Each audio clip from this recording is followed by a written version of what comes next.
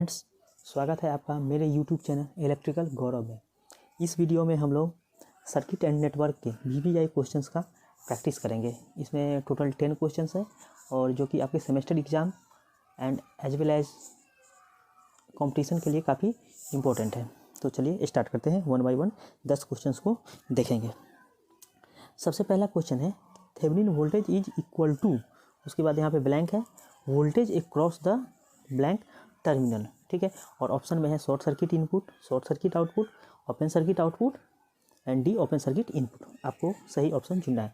देखिए वैसे तो सही ऑप्शन आपको पता ही होगा कि सी पार्ट होगा, लेकिन मैं आपको एक चीज़ बताना चाहता हूँ कि जब भी थेवेनिन का क्वेश्चन है, थेवेनिन का क्वेश्चन है, तो थेवेनिन के क्वेश्चन में आपको दो चीज़ ध्यान में रखना है कि इसमें एक तो आता है VTH और एक आता है RTH। और ये लगता कैसे है, तो सब जब भी हम किसी नेटवर्क को थेवेनिन इक्विवेलेंट में कन्वर्ट करते हैं तो सबसे पहले उसमें एक आता है वोल्टेज सोर्स, इसको हम VTH से लिखते हैं, और इसके साथ सीरीज में एक क्या आता है रेसिस्टेंस, इसको हम लिखते हैं RTH से।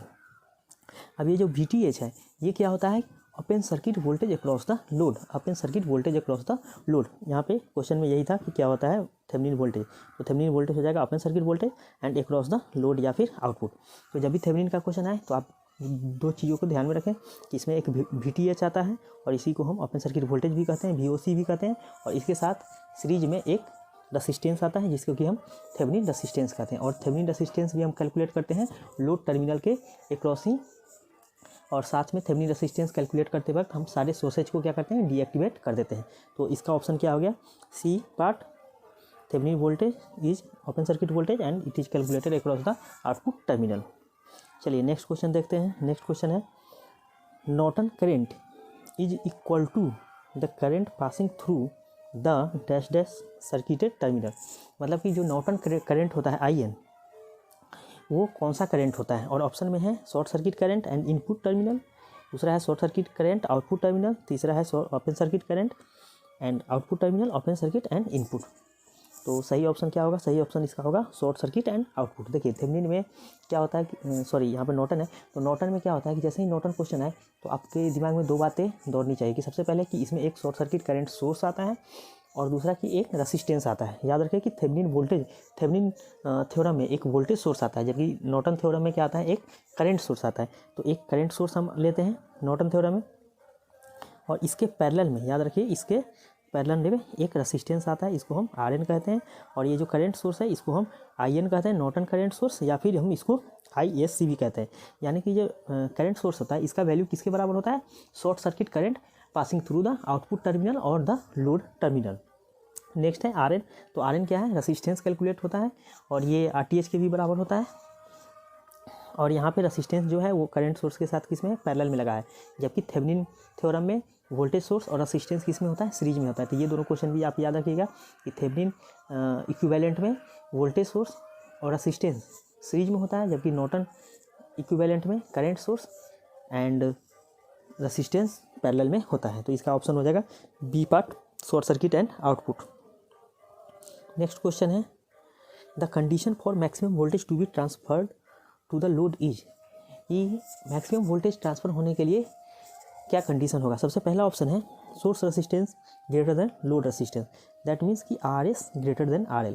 अब आप सोच के देखिए कि अगर किसी सर्किट में RS source resistance load resistance से ज़्यादा हो जाए, ठीक है, तो उस केस में क्या होगा कि जो वोल्टेज ड्रॉप अक्रॉस RS हो जाएगा, voltage drop across the RS वो ज़्यादा हो जाएगा किससे, voltage drop across the load. तो इस केस में क्या होगा कि मैक्सिमम वोल्टेज तो ट्रांसफ़र होगा नहीं। मैं जैसे आपको एग्जांपल बना के दिखाता हूँ कि कोई भी सर्किट को हम थेवेनिन से रिड्यूस कर सकते हैं। तो सपोज कि ये हो गया VTH, ठीक है, और ये हो गया RTH, और यहाँ पे लोड लगा है RL का, ये किसी के भी सर्किट का इक्विवेलेंट सर्किट है। अब देखिए कि करंट फ्लो हो रहा है यहाँ I, अगर ये इसको हम RS भी लिख सकते हैं सोर्स रेसिस्टेंस में। अगर RS ज़्यादा हो जाएगा तो वोल्टेज अक्रॉस सोर्स रेसिस्टेंस क्या हो जाएगा, VS equal to I into RTH, या फिर RS लिख सकते हैं, and voltage drop across the load हो जाएगा VL equal to I into RL। अब अगर RS जैसे ही RL से बड़ा होगा तो VS किससे बड़ा हो जाएगा, VL से, और जैसे ही VL से बड़ा हो जाएगा that means maximum voltage transfer नहीं हो पा रहा है इस केस में। तो चलिए पहला ऑप्शन तो होगा नहीं, source resistance is greater than load resistance. Second option है कि source resistance less than load resistance, that means कि R S less than R L. अब देखिए कि जैसे ही आर एस कम हो जाएगा आर एल से, तो इस केस में क्या हो जाएगा कि जो voltage drop across R L है, voltage drop across the R L, वो बड़ा हो जाएगा किससे, voltage drop across the source resistance, मतलब कि V S is less than V L और V L is greater than V S. तो इस केस में हम कह सकते हैं कि वोल्टेज जो है वो मैक्सिमम ट्रांसफर हो जाएगा। तो इसका ऑप्शन क्या हो जाएगा, बी पार्ट। और जो सी ऑप्शन है source resistance equal to load resistance, ये किसके लिए होता है, ये ऑप्शन होता है मैक्सिमम पावर ट्रांसफर के लिए। तो चलिए इसका ऑप्शन क्या हो गया, बी पार्ट। नेक्स्ट क्वेश्चन है the condition for maximum current to be transferred to the load is, अगर लोड को मैक्सिमम करंट ट्रांसफर करना है तो क्या कंडीशन होगा। सबसे पहला ऑप्शन है सोर्स रेसिस्टेंस ग्रेटर देन और equal to load resistance, that means कि R S greater than equal to R L. दूसरा ऑप्शन है source resistance equal to load resistance, R S बराबर आर एल। तीसरा है source resistance less than load resistance, R S is less than R L. और चौथा है source resistance greater than load resistance, source resistance R S बड़ा हो जाए R L से। तो देखिए इसका आंसर होगा डी पार्ट कि R S greater then R L. ऐसा मैं इसलिए कर रहा हूँ कि देखिए जब सपोज कि किसी भी सर्किट को हम तो नॉर्टन इक्विवेलेंट में कन्वर्ट कर सकते हैं, तो मान लीजिए कोई भी सर्किट था उसको हमने नॉर्टन इक्विवेलेंट में कन्वर्ट कर दिया। इधर हो गया आई एन, इधर हो गया सोर्स रेसिस्टेंस आर एस और इधर आ गया आर एल। अब देखिए यहाँ करंट यहाँ से आया आई एन और इसको जाना है दो रेसिस्टेंस में, एक में है आर एल और एक में है आर एस। तो करंट मैक्सिमम किस में जाएगा, जिसका रेसिस्टेंस कम होगा। करंट मैक्सिमम किससे पास होगा, जिसका रेसिस्टेंस कम होगा। तो अगर आर एल का रेसिस्टेंस कम होगा, दैट मीन्स कि लोड रेसिस्टेंस अगर कम होगा तो मैक्सिमम करंट किससे पास होगा, लोड रेसिस्टेंस से। तो इस टाइप से हम कह सकते हैं कि मैक्सिमम करंट ट्रांसफर होने के लिए लोड रेसिस्टेंस कम होना चाहिए as compare to the source resistance. तो चलिए इसका आंसर क्या हो गया, डी पार्ट। नेक्स्ट क्वेश्चन है the condition for maximum power to be transfer to the load is, maximum power transfer load को करना है तो इसका क्या कंडीशन होगा। तो इसका कंडीशन तो आप सबको पता है कि सोर्स रेसिस्टेंस बराबर लोड रेसिस्टेंस। तो इसका ऑप्शन आप लोग खुद देख लीजिए, ये पार्ट हो जाएगा इसका option, source resistance equal to load resistance. Next question है if the source Z S is complex, Z S क्या है, कॉम्प्लेक्स हो, then the condition for maximum power transfer to be transferred. तो मैक्सिमम पावर ट्रांसफर के लिए क्या condition होगा। और ऑप्शन में है जेड एल बराबर Z L equal to Z S star, तीसरा ऑप्शन है Z L equal to minus Z S और चौथा ऑप्शन है Z L equal to minus Z S star. देखिए जेड एस कॉम्प्लेक्स है, जेड एस कॉम्प्लेक्स कहने का मीनिंग होता है कि ये एसी सर्किट की बात हो रही है। तो एसी सर्किट में या फिर इम्पीडेंस के केस में मैक्सिमम पावर ट्रांसफर के लिए कंडीशन होता है कि load resistance equal to complex conjugate of source resistance, that means कि Z L equal to Z S star.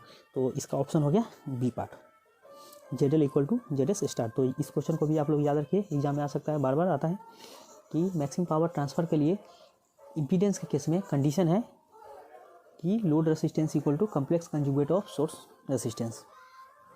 चलिए नेक्स्ट क्वेश्चन देखते हैं।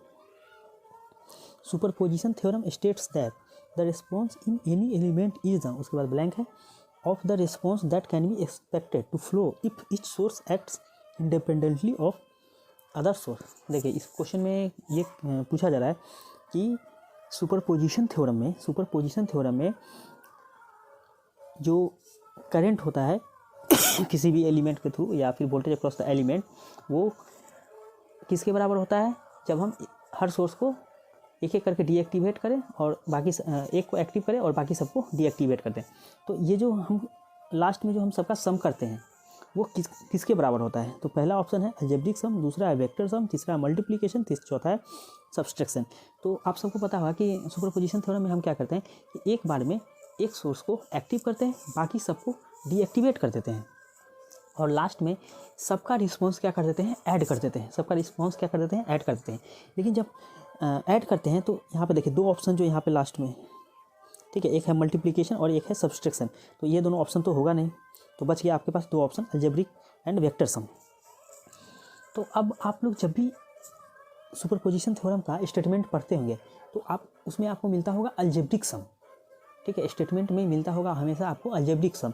तो यहाँ पे आप लोग अलजेब्रिक सम पे टिक मत कर दीजिएगा, क्योंकि जो जब भी स्टेटमेंट में अलजेब्रिक सम लिखा होता है तो वो थ्योरम ओनली फॉर डीसी के लिए रहता है, वो theorem only valid for DC.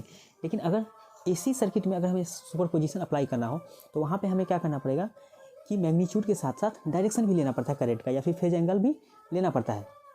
तो वहाँ पे हम बोलते हैं उसको वेक्टर सम, वहाँ पे हम इसको क्या बोलते हैं, वेक्टर सम। तो इसलिए यहाँ पे आंसर होगा वेक्टर सम, क्योंकि अगर हम वेक्टर सम बोलते हैं तो वो वैलिड हो जाता है AC as well as DC के लिए, क्योंकि डीसी केस में तो फेज जीरो हो जाएगा, तो वो यहाँ भी वैलिड हो जाएगा। बट अगर हम सिर्फ अलजेब्रिक बोलते हैं तो वो फिर एसी के लिए वैलिड नहीं होगा। तो इसका करेक्ट आंसर क्या हो जाएगा, बी पार्ट, वेक्टर सम। चलिए अभी से आप लोग याद रखिएगा कि सुपरपोजिशन थ्योरम में अगर हम वेक्टर सम कहते हैं तो वो एसी डीसी दोनों के लिए वैलिड है, लेकिन अगर हम अलजेब्रिक सम कहते हैं तो it is only valid for the DC. इसका ऑप्शन क्या हो गया, बी पार्ट। नेक्स्ट है if there are M branches, if there are M branch current, अगर किसी सर्किट में एम ब्रांच करंट है, ठीक है, I1 I2 I3 इस टाइप से एम ब्रांच करंट है, देन वी कैन राइट, उसके बाद खाली स्थान है नंबर ऑफ इंडिपेंडेंट इक्वेशन, तो हम उसमें कितने इंडिपेंडेंट इक्वेशन लिख सकते हैं। तो ये तो बहुत ही ईजी क्वेश्चन है, इसका आंसर हो जाएगा सी। चलिए नेक्स्ट क्वेश्चन है if there are M mesh B branch N nodes including reference node, the number of mesh current is given by, तो उसमें मेस करंट कितना हो सकता है। पहला ऑप्शन है b plus N plus one, दूसरा है b plus N minus one, तीसरा है b minus N plus one, और चौथा है b minus N minus one. तो इसका ऑप्शन आंसर क्या हो जाएगा, b minus N minus one. इसको ऐसा भी लिखा जाता है b minus N plus one, ठीक है, ये आप लोग याद रखिएगा।